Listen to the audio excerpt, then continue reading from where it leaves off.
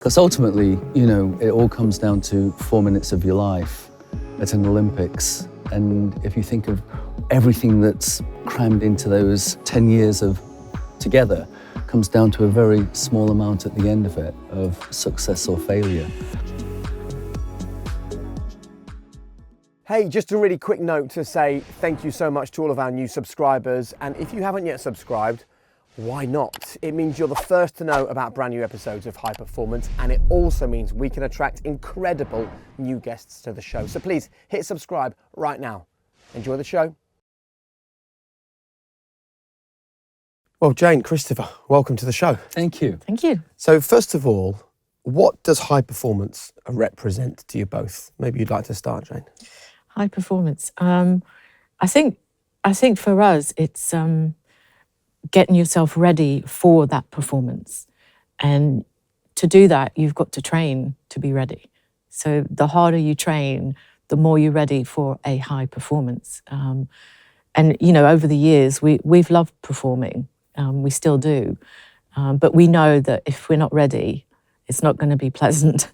So we've never put ourselves in that position that we're not ready to do a performance. I think high performance for us today versus when we were competing, it's a different high performance. I think we've transitioned from that sporting world to an entertainment world now as well. And certainly when we were younger, our life was just focused on the ice every day, what we were doing, being effective when we were on the ice, looking after ourselves off the ice. Because ultimately, it all comes down to 4 minutes of your life at an Olympics. And if you think of everything that's crammed into those 10 years of together, comes down to a very small amount at the end of it, of success or failure. And so it focuses your mind. I don't know whether we thought about it in those terms. I think that's us as older people thinking back to how it was then and how we see it now. But at the time, I think it was just our life, and that's what we did. And that's how we did it. We didn't have a team of people around us or anything. No. We were our own sort of team, just the two of us, really. So when I thought about that question, what is high performance? And I was obviously asking you individually, in my head, I kind of had this idea that Jayne might have one version of high performance and Christopher might have another one. No. The first thing you say is we, the next thing you say is us. So this kind of unity that you've got, can we actually go back to the moment when you realised that you weren't just going to be two people that met, spent a week training together or whatever and went your separate ways, that this, and maybe you can never imagine it would be as long-lasting as this, congratulations on 50 years together. When did you realise there's something special happening here? I don't think we ever, as Chris said, we were in this zone and we were focused, and that would be the first ever competition we did together, first local event, then more regional events, and then winning our first British championship. I think we won 7 British championships overall, but each one was like a stepping stone.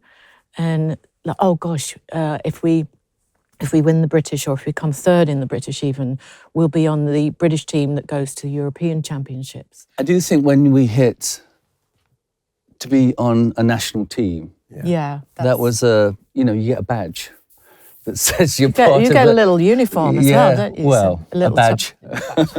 That was a wealthy organisation, skating at that time. Is your badge, you're part of the team. Yeah. But it was something special that you were part of the Great Britain skating team. So I think, if nothing else, that was a high point. Yeah, and then I think the next, apart from the actual events and the competitions, another big moment that we both remember is going to the 1980 Olympics.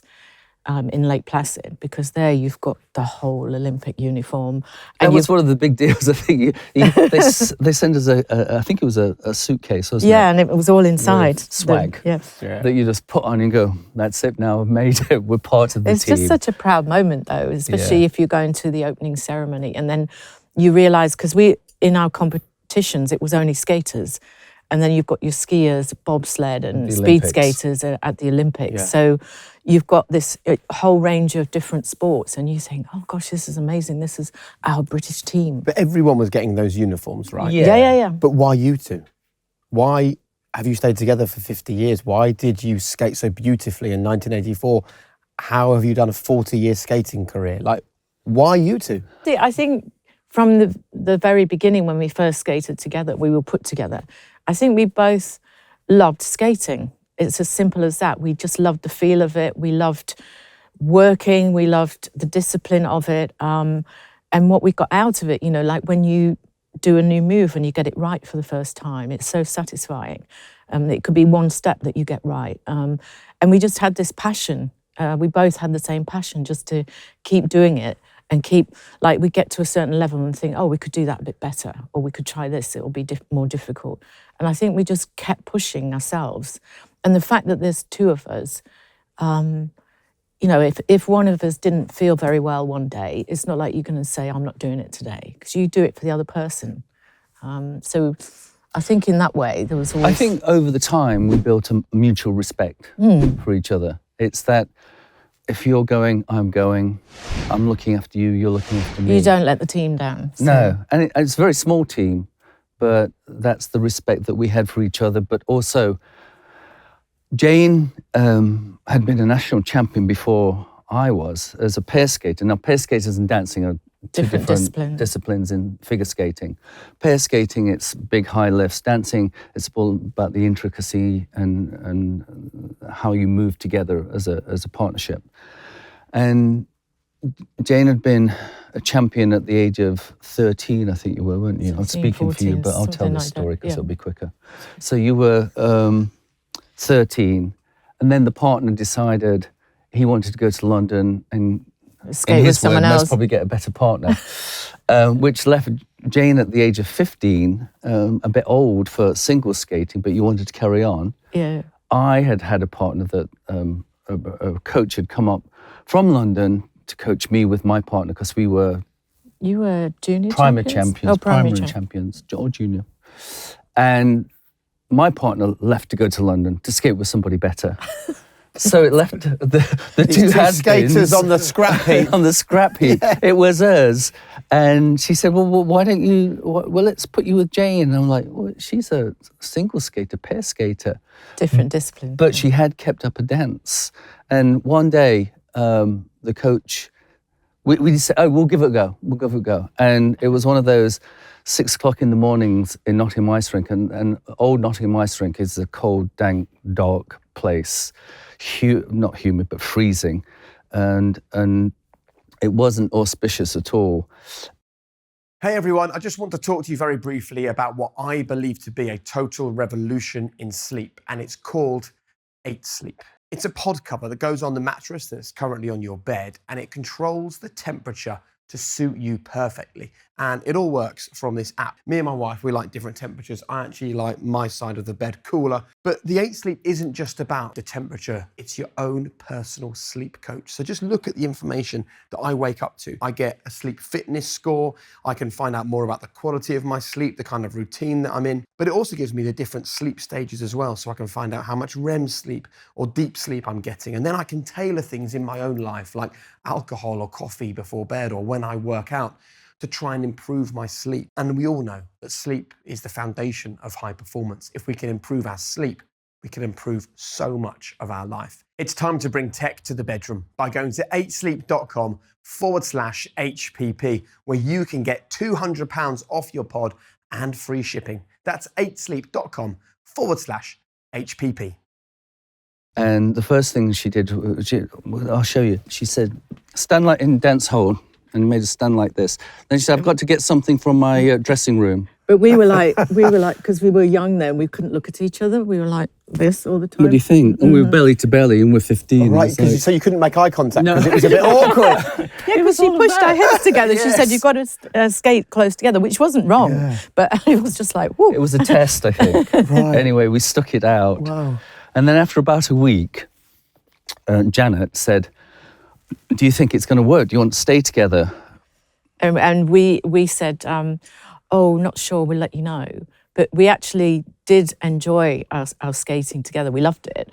We didn't but want to, we were afraid to say, jinx it, did we? Yeah, we were afraid to say, yes, we Really? want to be partners in case something happened and it didn't work out. And we've said it many times, but we still haven't agreed to skate together. No. Every time she asked, we were like, no. And then she stopped asking because she knew that we were playing games. But yeah. How nice. See, because there's something really intriguing here about what you're describing, because when we were doing the research on this, we were thinking from the lens of our listeners, that most businesses fail for what they say are 3 reasons. One is that they go bankrupt. The other one is that you decide the effort isn't worth the reward. But the third and most significant one is that when there's difference between partners. So there's a psychologist called David Gage who has gone and studied the relationship of partnerships and tried to make sense of what the great partnerships do. And there's so many things that you're telling us that seem to fit with the research. And I'd be interested in how formal or informal you actually went around discovering some of these yourself in practice. So one of the things he talks about is that you both partners have to establish a really clear role in the relationship of what your strengths are, what the other's weaknesses are. I think You were the bossy one. I was the bossy one. Well, Not really. He was. I had a vision of things to do, and Yes. you would come along. You wouldn't go no. No, but I think in any kind of dance, the male takes the lead. That was what it was like in those days, and that's what I grew up to do that. Even when I learned to do dances with my coach, you follow the lead of the male, and so that's what I did. But then on the other side of that, when we were creating free dances, as we call it, Chris was the one with all these visions. He's the creative one. And he would say, oh, yeah, let's try this. And I used to say, well, yeah, you've lifted me up onto your shoulder or whatever. How are you going to put me down? Oh, I don't know yet. But, We'll figure it out. Let's figure Let's that get out. there. No, let's figure that out before I jump up on your shoulder upside down. Let's figure out how I'm going to get No, I think as we've grown older, we realised that was our roles, that I must probably lead forward. But Jayne is always coming with me. It's never that, no, I'm not going to do it. It's never a tug. We're always wanting the same thing. Yeah, that's a great idea, but I think it'll work better if we do it this way. So tell us a little bit about how you would. So you've just described yourself as being the visionary. So how would you go about envisaging what it was you were trying to achieve? Do you want to talk about Bolero, or is that too soon? Okay. So musically, we didn't.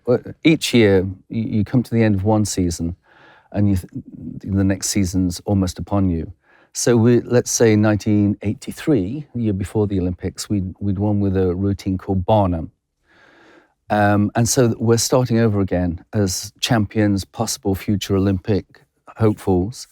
And so we're looking for a piece of music that we feel is unusual in the genre that we're in, figure skating. And we'd been using this piece of music for a warm-up to skate round, because it's 80 minutes long if you do the full version. And so it's a nice warm-up on the ice. We stroke, we skate round, skate together. And by the time it's finished, we're ready to then move on to the serious skating side of things. And so when the music for the 1984 came up, one of us, we both claim this, I can't remember. said, what about Bolero? And we both looked at each other. And the minute we went, that's really unusual, because it starts quiet, crescendos to big, but it's one tempo all the way through. Builds the whole way through. It wasn't this fast, medium pace, slow, back to fast. It was one. And so in that sense, it was really unique, and it would be original to do on the ice. So the music's the first part of it. Now the music, there was no versions that were 4 minutes long, because the free dance is a 4-minute routine. So how do you get an 18-minute piece of Ravel down to 4 minutes? We found an arranger to do the music, Bob Bob the arranger. Bob the arranger. Yeah. Anyway, he went down the route and he said, I think I've done it, but I can only get it down to 4 minutes, 28 seconds. Now, in the competition, you can only, the music category, criteria is that it should be 4 minutes, but you've got a 10-second either side, so it could be 3:50 or 4:10. We've got 3:28. So we've got So 18 seconds. we interpreted the rules. We looked at it and it says, well, when you start to skate, we started on our knees, and Jayne's blade touched the ice after 18 seconds of 4 minutes 10. So creatively, Brilliant. you had to sit down and Who think. came up with that idea? To start on your Start knees. on the knees. Yeah, start on the knees. He'd seen something in a musical where a couple were Carousel. were on their musical. knees and sort of doing something like similar. So he said, let's try it on the ice, and that's what we did. And we had to keep it going for 18 seconds so that when my blade touched the ice, they would start the stopwatch, and technically it would run for 4 minutes, 10 seconds. And we've always liked a piece of music with, in our heads, a narrative. For us, it doesn't have to be a story, but it's a story because it gives us intent of what we want to do. And so with Bolero, it was sort of a Romeo and Juliet situation. We come from different families, can't be together, but we can be together in death. So basically it was a journey in our heads up a volcano, which we then at the end launch ourselves into and live together for That's why eternity. we dived onto the ice at the end. And this is nice because, continuing with the theme of David Gage's partnership charter, one of the other defining elements is clear purpose and goals. So when you're starting out with Bolero and you think you're getting the moves together, how did you look at the Olympics? What was it about for you? Was it, because let's be honest, we haven't got a great track record in this country of gold medals at Winter Olympics, right? So was it just doing the best we can? Was it a gold medal? Was it placing in the top 10 or top 3? I think because we'd won our first World Championship in 1981, and we were kind of at that stage. On paper we could have got a bronze medal, but we won, and we were kind of like, whoa, a bit shocked because we knew that we wanted to continue to 84, and we had to then keep doing something different each year to stay at the top. With Bolero, we knew we had to do something different each year, didn't we? And what was unusual with Bolero was it was a classical piece of music. And I think that in the past, because it's ice dance, you've always got something with a rhythm. And we'd use Mac and Mabel, and we'd use Barnum that had lots of big tunes in them. But Bolero was something really different. But we kind of, as soon as we knew we were going to use that music, we believed in it. And I think that's part of the journey, that you've got to believe in what you're doing, because if you don't, it will show in your performance. And also, going into the Olympics, we'd been the World Championships 3 previous years. Yeah. So it was our Olympics to lose. That was the expectation was the high. Expectation. So when you're the leaders in your field, you tend to wear this coat of like champions, and we always wanted to lead. We always wanted to be adventurous in what we were going to try and do. And I think Bolero, for us, it was a real departure, and it was risky in a certain way, wasn't it? Mm-hmm. Of taking this classical one piece of music, one tune, no changes, that's continuous like that. But it's something that we felt that was unique and different and would stand out. So can I just ask you around, you've offered 2 almost contradictory statements in there, and I'm interested in where your focus was. So you're the reigning champions, and you said it was ours to lose, and yet you were willing to take a big risk to win. So where was your focus? Was it on almost defending the status, or was it about pushing the boundaries and doing something? We always wanted to be different. Yeah. We always wanted to change ourselves up, and that was a period of time where there weren't so many competitions, and so when we did unveil a new routine, we kept it secret as long as we could, because we would go off to Germany, a place called Oberstdorf in Bavaria, and that's where we train, because we could train all day, basically there. And then when we would come back to do our first competition, which was the British, it was almost like a premiere, an unveiling. What are they for the first time? And also our competitors, they wanted to know what you were doing, didn't they? Yeah, there was quite a buzz around it within the skating world. Yeah. I remember we used to, in those days, there was no social media, but we had maybe 4 or 5 journalists from like the Express, the Mail, whatever, who always covered the skating. And I remember one of them, was he from the Express? Anyway, when Christopher Hilton. when he heard that we were using Bolero, he said, and he was always a big fan of ours. He was always great. He said, "That's a bit boring, isn't it, Bolero?" And we said, "No, we don't find it boring." But I think he'd heard it. In context of just listening to the music. Just sitting, listening to the music. But when you're doing movement to it and skating, it becomes a different thing. And what we tried to put into it was the connection with each other. Because right from the beginning, our eyes were this close.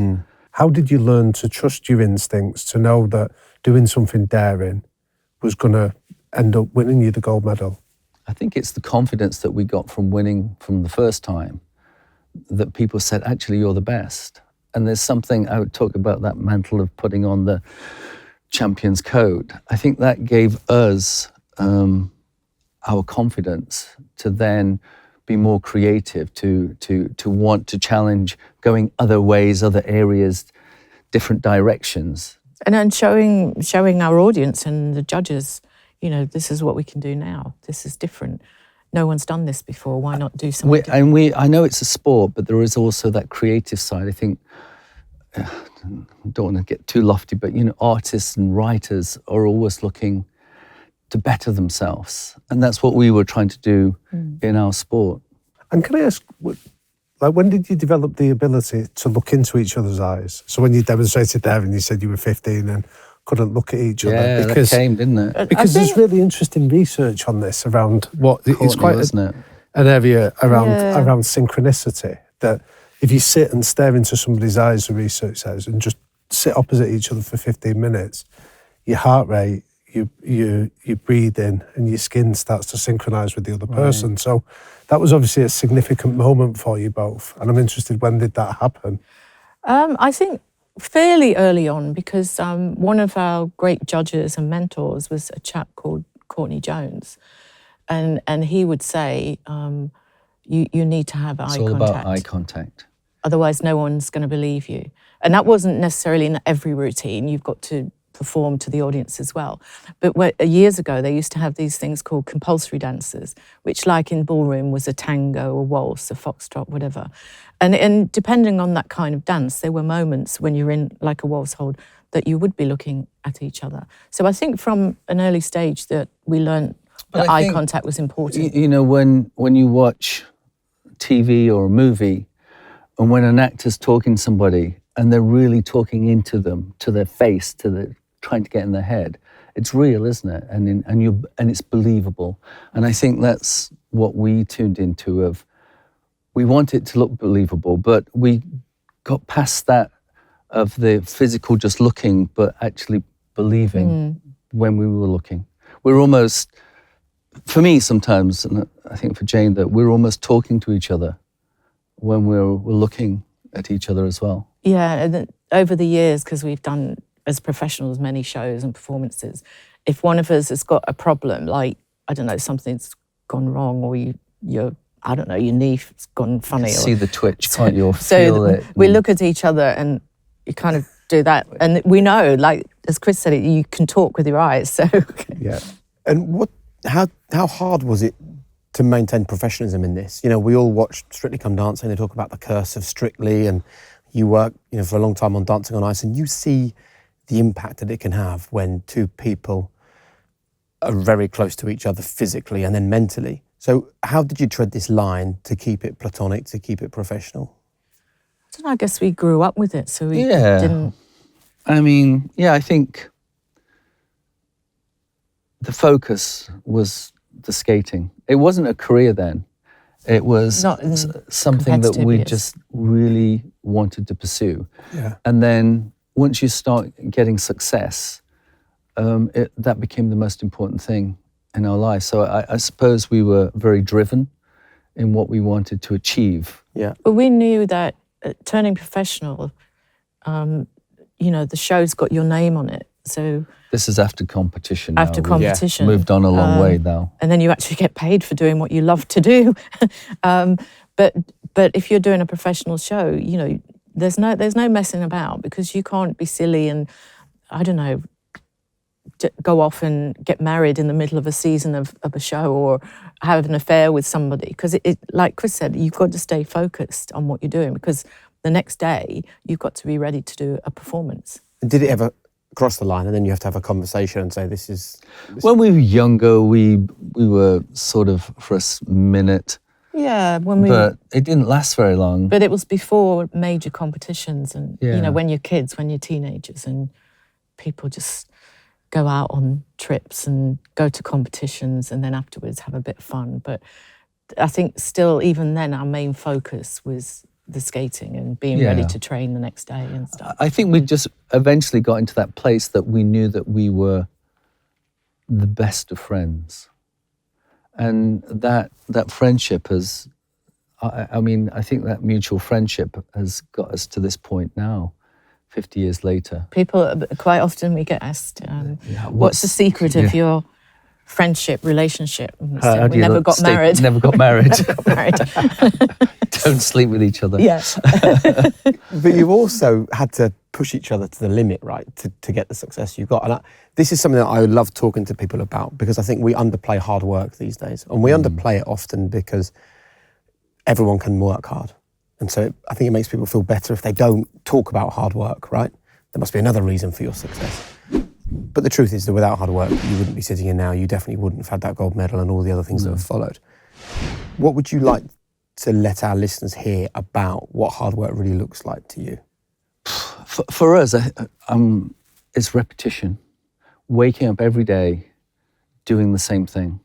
Day in, day out, when it hurts, when it's cold, when you don't feel like it, when you're sick. We just, we used to practice if one of us was ill, colds, flu, period pains, we'd still go on and do it because that might happen on the day on that day. the competition. And so it's getting through the adversity, knowing that you can get through it and push through. I think that hits the nail on the head, because you've got to know mentally that you can do it.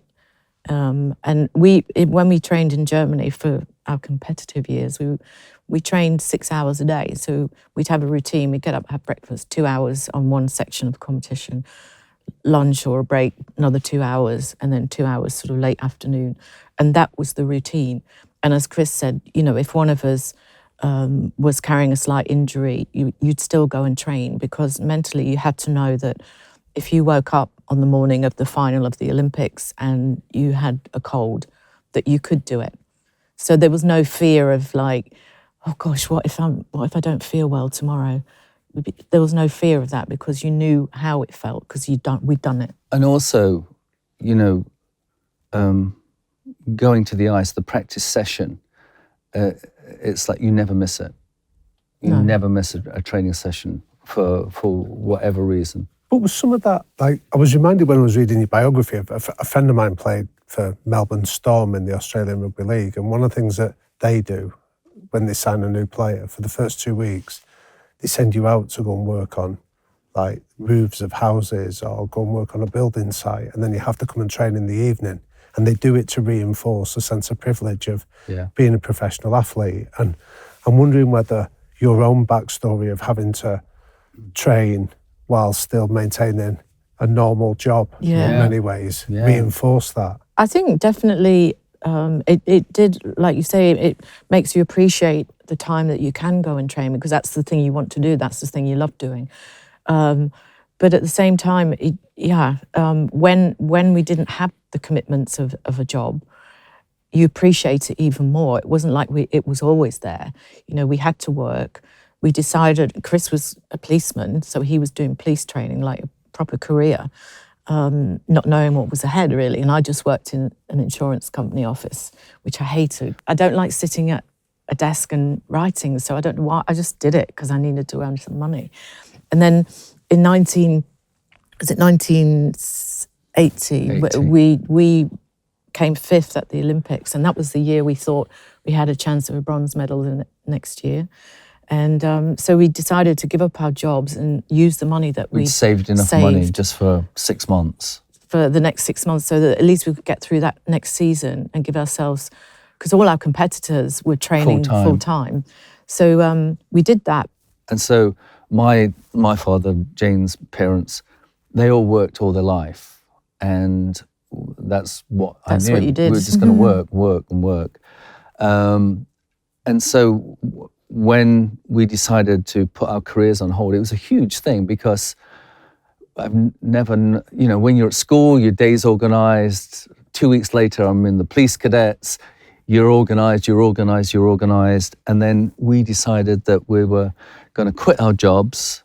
And suddenly you're in this void of like, what's the day when you wake up? I mean, obviously we would train as much as we can, but that allowed us to go to Germany. But it was a big thing at the time, wasn't it? To not have a job, because you didn't consider skating was a hobby we were still. so naive. We went to the Dole office to sign on, because some of the other skaters said, well, just go sign on and you'll get some money.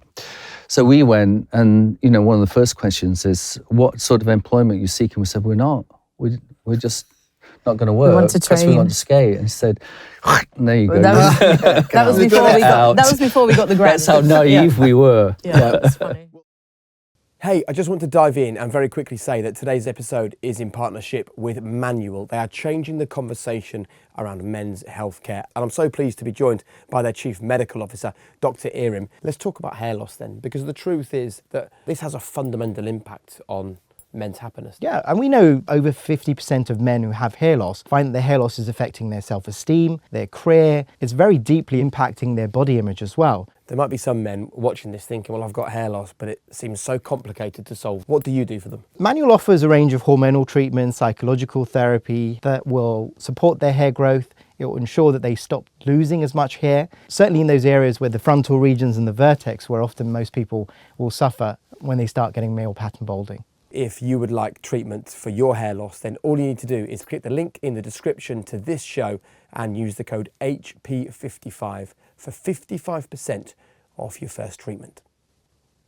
I'm really interested in what life was like after 1984. A former office clerk, a former police officer, both of you from very normal, humble upbringing, both of you grafted for years with no money, just with pure love for skating, and suddenly you're arguably the two most famous people in the country. How was that? It was kind of like after the Olympics, we wanted to do our final World Championship.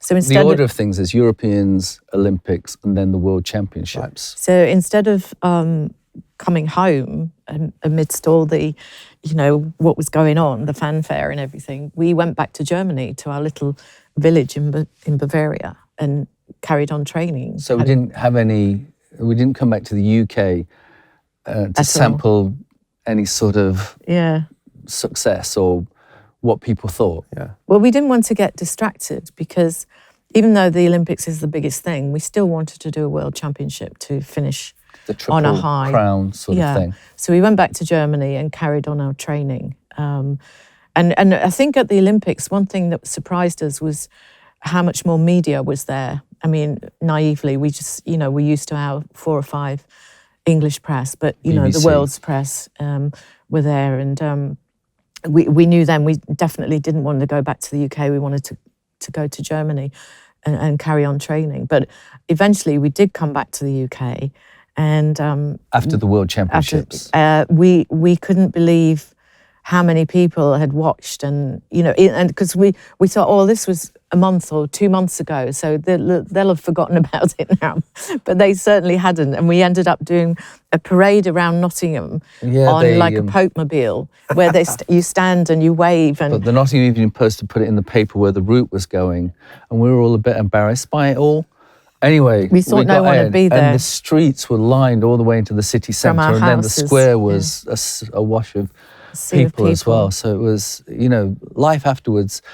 You don't realise what that 4 minutes at an Olympics can do. So can you take us into the waiting time before that 4 minutes? Because that's a really stark comment you're saying, of like, your 4 years have built up to it. And I'm interested in how do you control the nerves? How do you I get very insular. I don't talk to anybody or see anybody. I don't really talk to people, but we were talking about this the other day, that at a major competition, and certainly at the Olympics, you have, in the female dressing room, you've got a spot where you always put your your things, and that's where you sit and put your skates on. And sometimes if somebody less senior, like lower down the ranking, comes in and goes to your spot, it's like a big deal. And someone, I didn't even have to tell people that they put their bag on other people did. Certainly Karen, Chris's partner, who was on the team as well, she famously says that she moved someone's bag because she knew that I was going to sit there. It's, you know, it's superstition at that point. Yeah, When you start, it is. You stay. It's all of those regular things, everything that you do, Like what? you repeat. Well, you sit in the same place, you put the same boot on. You put the left boot on first and so on. There's this thing of, I have the guards that cover your blades, that they have to be lined up next to each other, facing into the ice, don't move them. They have to stay like that.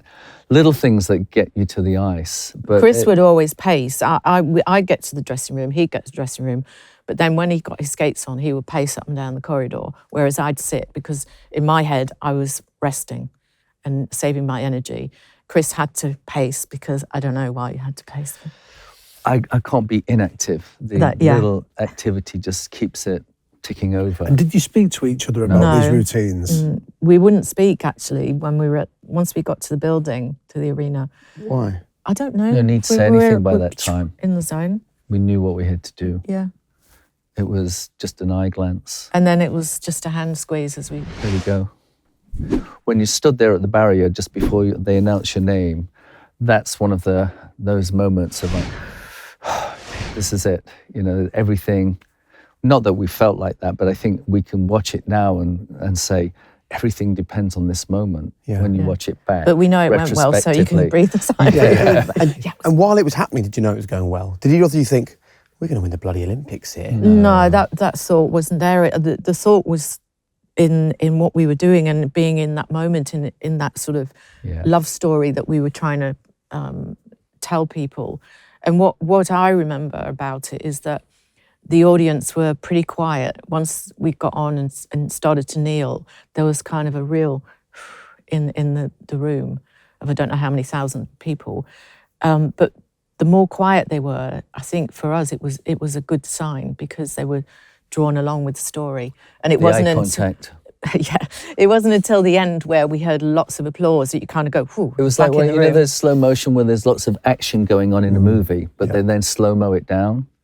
And then at the end of it, something goes and comes back at you. Yeah. That's what it was like at the end, that we were almost woken up by the applause, because it was all slow motion as we were going. I mean, the dance itself had that feel to it, but in our heads, you know, it's like a racing driver. They always say if it's slow, you're driving fast. And in a sense, we were in that same state of flow. It was just all, we'd done it day in, day out for 9 months, 10 months, the same. And so here we were, and we always say that what we're doing at these Olympics, in the aesthetics that we're doing, you're not trying to go beyond what you've ever done before. You don't You know go a what bit your faster limits or are, push a bit harder. and you just So stay within that's them. not the day to push the boundary. No, you have to contain it. That's the day that you want it all to come as you know it can happen. So can I ask you in the preceding bit, there's a study that was done back in the 1970s with like figure skaters, where they found that like good and champion figure skaters made similar levels of mistakes, but the difference was how they responded to the mistakes, almost the self-talk and how they processed it. So you obviously must have made a number of mistakes to be able to deliver on for that 4 minutes on Olympic final day. How would you deal with it with each other? Like, what was the sort of conversations you'd have for mistakes and correcting each other? Generally, a mistake, you carry through it, work through the mistake. If you're training and you're doing a run through of the whole routine, as we're you building don't stop. things up, it's like a piece of wood that's square that you're wanting to make as smooth as you can. So that routine, you're trying to get as fluid and easy and silky as you can, that everything just, it's almost like Tai Chi. It almost wants, for that routine anyway. Even a fast routine wants to feel like that too. You get to a level, when you first start a routine, you start with little sections because you're building. And once it's complete, there's a certain point in the trainings several weeks down the line where you say, right, we're going to try and do a run through of the whole thing in 4 minutes, whatever. And 4 minutes doesn't sound very long, but it is long. It can be long. Depending on the routine. Yeah, and once we've said to each other, right, we're gonna run through today, and as Chris said, quite often there's little blips and mistakes, but it's that team thing. Like, I'm not going to stop if I've made a mistake, even if it's like a proper trip or something. I'll jump up and carry on. Right. And that's how you do it in training, and you learn from those mistakes because you think, oh, you kind of analyze it and think, oh, I did that because my weight was too much on the left and I need to be this and so on. And then it might be a hold that you miss the hand and you work out, why did I miss that hand? But I think those are the things that along the way, even though they go wrong, it's kind of satisfying because then you figure out what went wrong and how to make it right. And in that, the routine gradually improves. So I think that when people operate in an elite space, as you have done for all of your lives, we all assume that they must be just ruthless, hard-nosed, constant focus on the goal.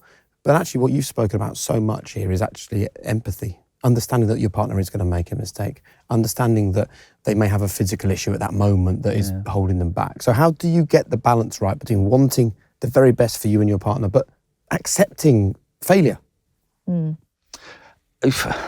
I think there is tension at certain points. Yeah. And there has to be that level of tension. If it's all too mediocre.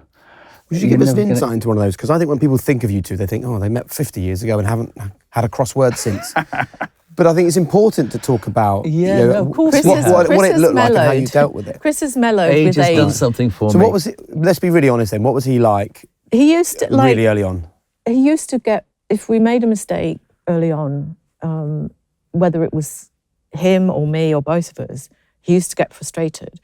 And I used to say, oh, let's just do it again. Because I was the calm, laid-back one. And he used to get It's uptight. the yin and the yang, isn't it? Yeah, definitely. Yeah, I think we complement it. I would be one to push, and Jayne would be one to go, we can do it. Let's just do it again. We'll do it again. And I think because we understood each other, if he was getting tense, I knew why he was tense, because he wanted to make it better. It wasn't for any He wasn't getting mad at you. He wasn't getting mad at me for any unrelated reason. wanting to It make wasn't it a work. personal thing. Yeah. It was to get the skating right.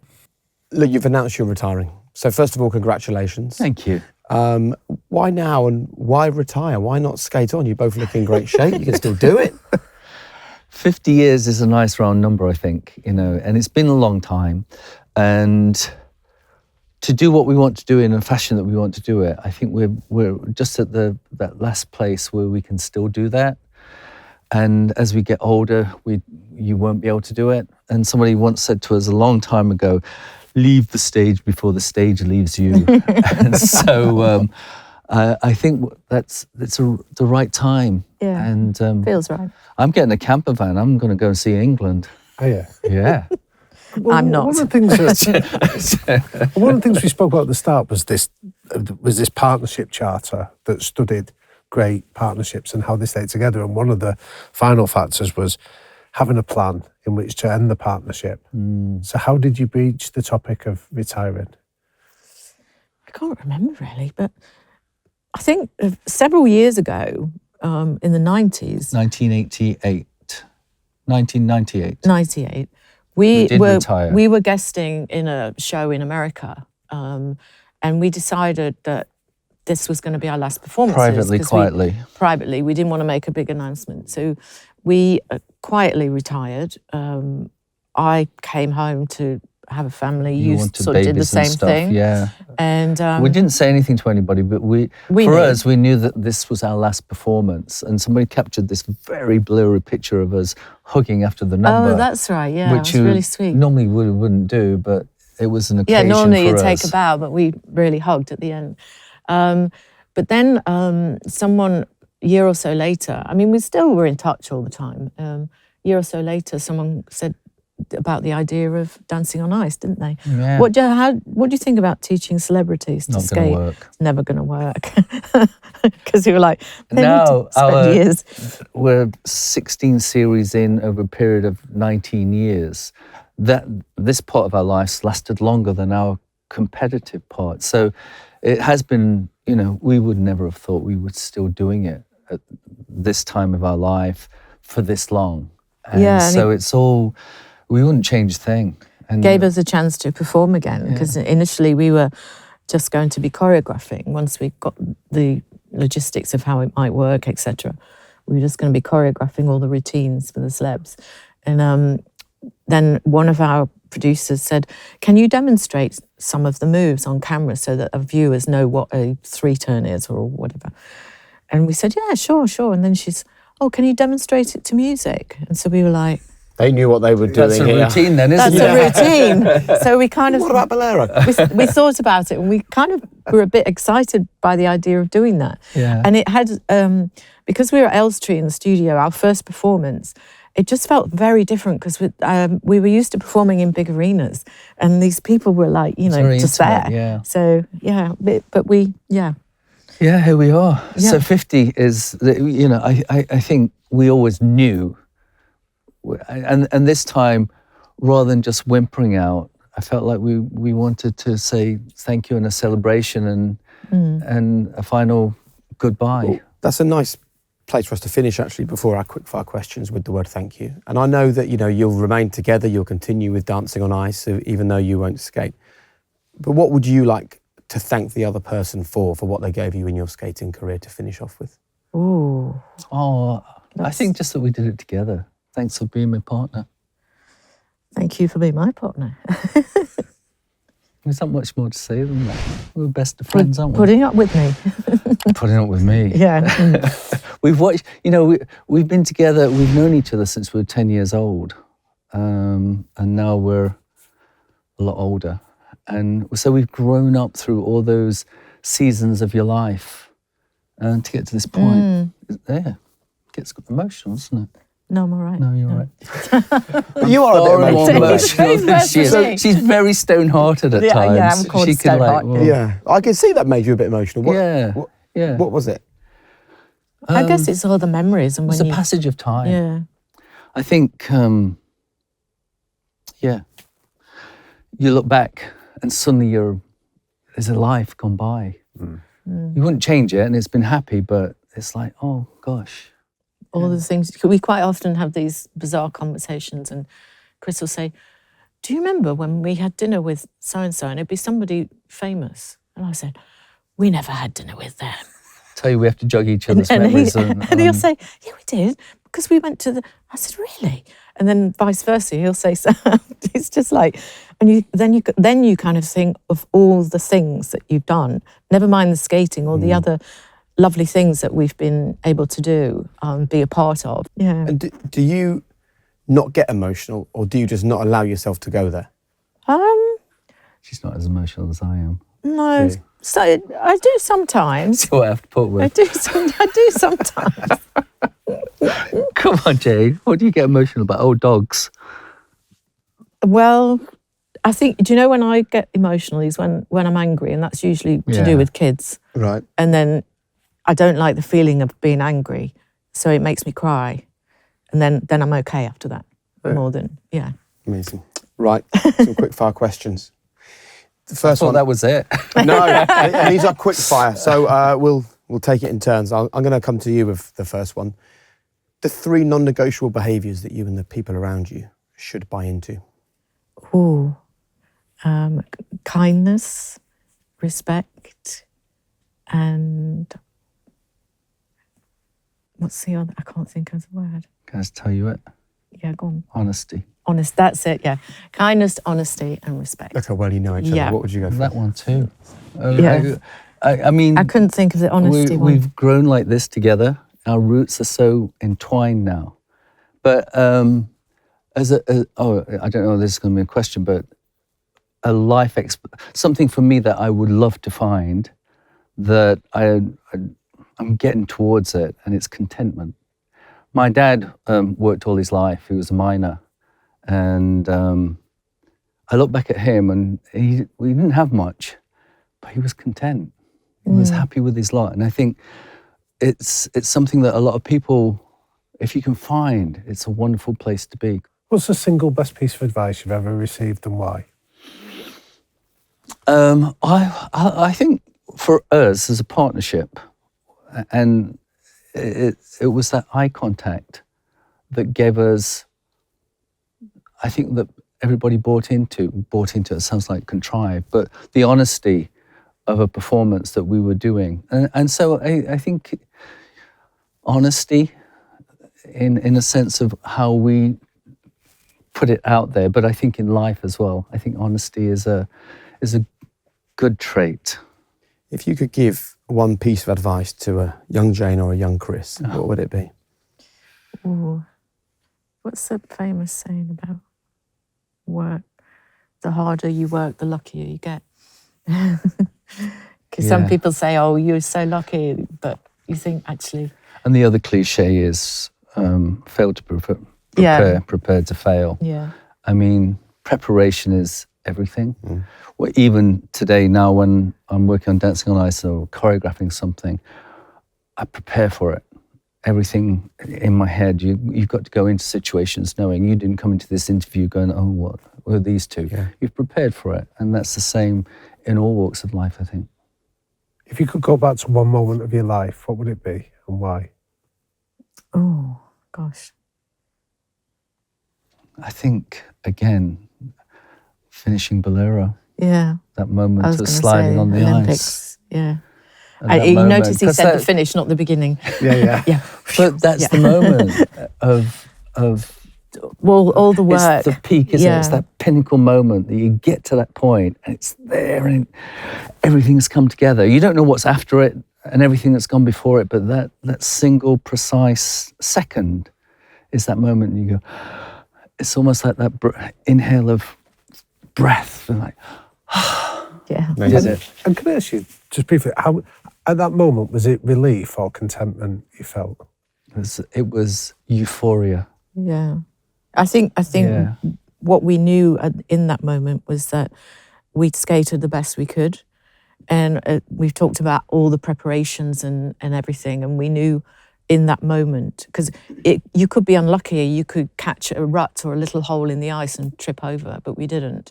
That would have been very unlucky. But we knew that we'd given it our best. And then whatever the judges made of it, we knew we couldn't have done any better. So. And finally, your one golden rule that you'd like to leave our audience with for living a high-performance life. Golden rule. Finding the joy. Finding the I was joy gonna in what say, you do. Enjoy, being able to enjoy what you do. Well, I think you both have, and it's an absolute pleasure for you to share so much with us. And thank you. Thank you. Thank you very Thank much. We've enjoyed it.